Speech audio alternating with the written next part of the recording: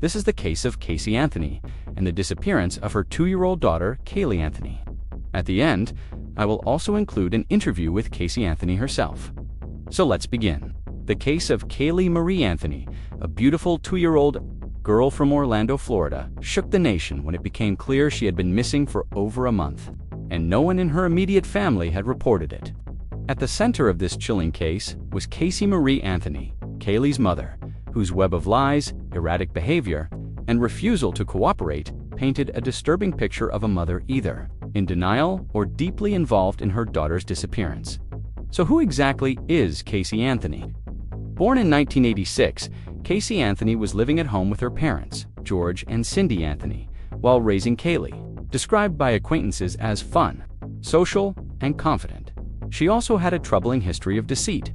Even before Caylee's death, Casey had a well-established pattern of lying to friends and family, including pretending she was employed at Universal Studios when in fact she hadn't worked there in years. This pattern of deception would later form the backbone of the prosecution's case against her. Fast forward to June 16, 2008, the day when everything turned upside down. According to later statements made by George Anthony, June 16th was the last day Caylee was seen alive. Casey left the home with Caylee and didn't return. For the next 31 days, Casey Anthony never reported her daughter missing. Instead, she stayed with friends, went to clubs, got a tattoo that read Bella Vita, meaning beautiful life in Italian, and was seen participating in parties and nightlife. This behavior alone disturbed both investigators and the public. They wondered what kind of mother acts like this while her child is supposedly missing. From July 15, 2008, the lies started to unravel. The truth started to emerge when Cindy Anthony, Casey's mother, finally called 911. After Casey's car was found abandoned and smelling of decomposition, Cindy told the operator, "It smells like there's been a dead body in the damn car."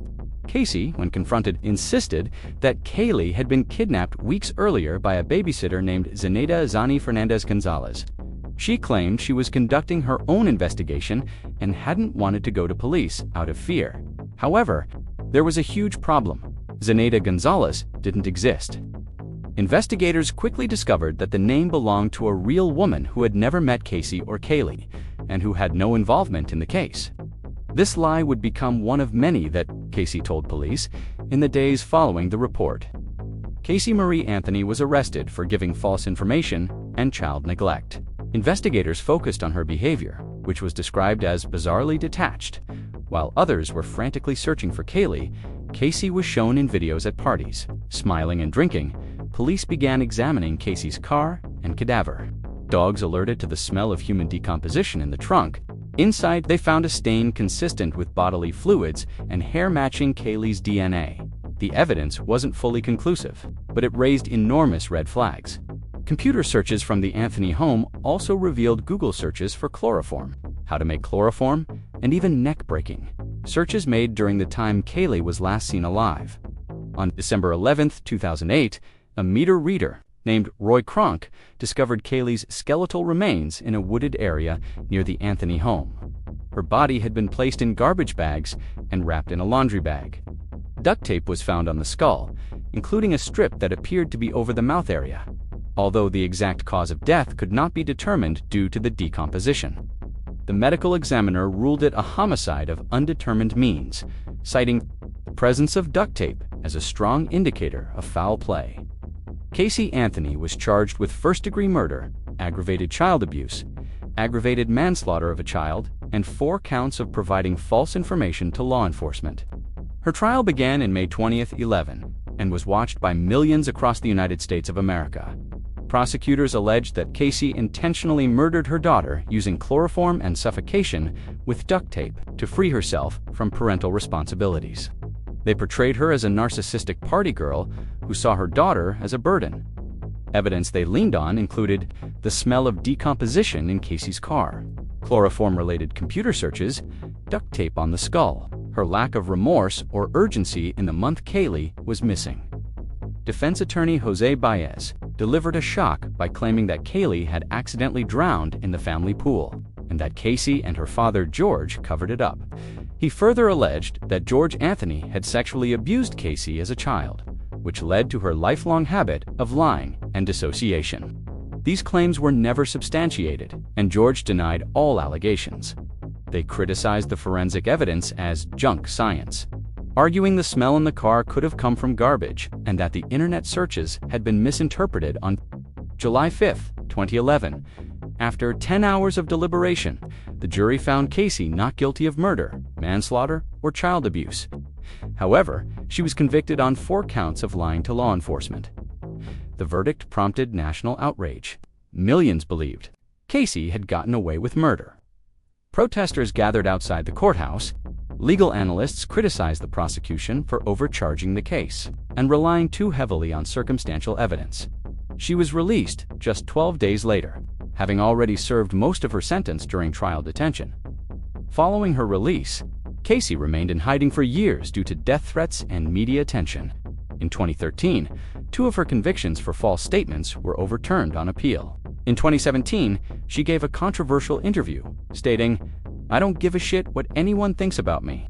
I never will." She claimed she still didn't know how Caylee, her daughter, died. In 2022, she starred in a Peacock docuserie titled Casey Anthony, Where the Truth Lies, again pushing the narrative that Caylee's death was accidental and implicating her father. As of 2025, she claims to be working as a legal advocate, helping women and members of the LGBTQ+ community. One major legal and cultural impact of the case was the push for Caylee's Law, which makes it a felony for a parent or guardian to fail to report a missing child within 24 hours. It passed in several states, though not federally. The death of Caylee Anthony remains one of the most haunting and divisive criminal cases in American history. Casey Anthony's lies, lack of cooperation, and bizarre behavior led many to believe she was guilty, even if the jury found otherwise. Whether Caylee died in an accident or was murdered, one truth is clear: Casey Anthony failed as a mother. She didn't report her daughter missing. She lied to the police. She partied while the world searched. And in doing so, she became one of the most vilified women in modern American history. Thanks for watching, and stay tuned for the short Casey Anthony interview. I know you want to ask me about the last day she was here, the last day that I saw her, the day she disappeared. I know that's what it's all leading up to.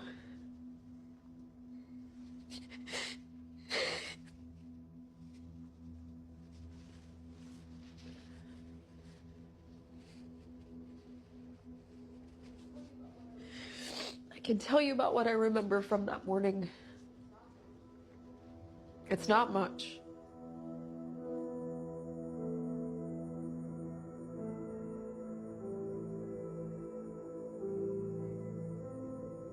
The night before was a normal night. Got Caylee to bed. Woke up the next morning, got her breakfast. I wasn't feeling that great, and I wanted to lay down. Put on the TV, the door was closed, and I had her lay in bed with me.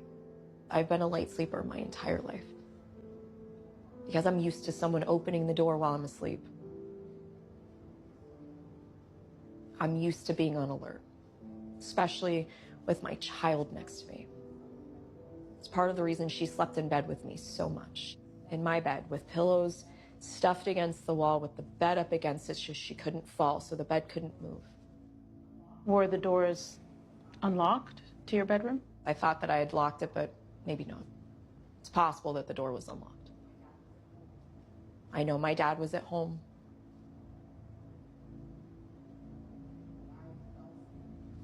But I fell asleep and was asleep for a while. And I was awoken by him shaking me and asking me where Caylee was, which didn't make sense because I looked next to me and that's where she was. TV was still on. She would never even leave my room without telling me, even if she had to go to the bathroom. She'd never just leave me there.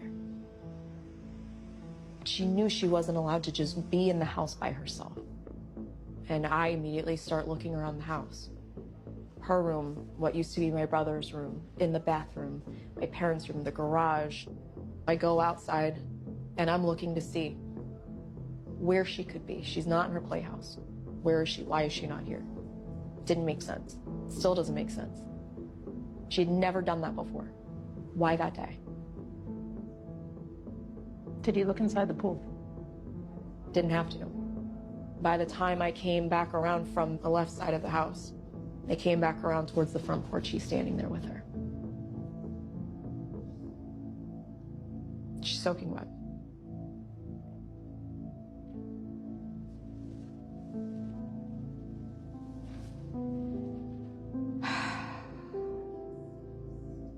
I can see him standing there with her in his arms and hand her to me and telling me that it's my fault, that I did that, that I caused that. And I just collapsed with her in my arms. What did she feel like? She was heavy. She was cold.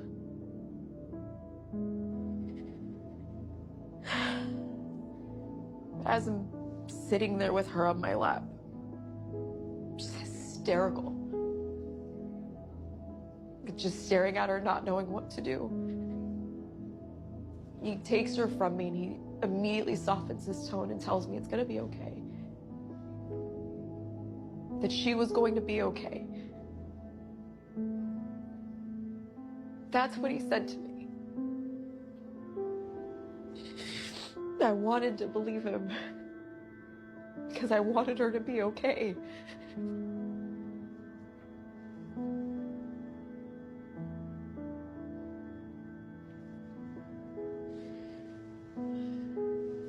And I don't know how long I sat outside. I don't know where he went.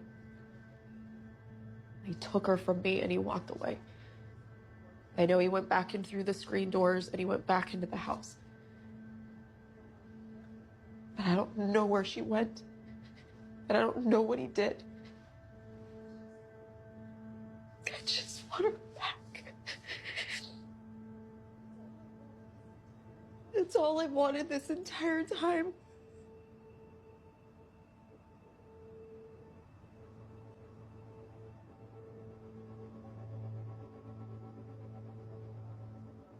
I can tell you about how numb I felt and how broken I felt and confused, but also hopeful because I believed that she was still okay. And I know people are going to question, well, why didn't I make a phone call? Why didn't I call 911? Why did I even wait to tell my mom anything? But I didn't tell her anything. Why lie? Why not do 100 things 100 different ways? But I have to live with that, knowing that I failed to protect my child, and that I kept failing her even after that. I failed her again and again and again because I still protected the person who hurt me.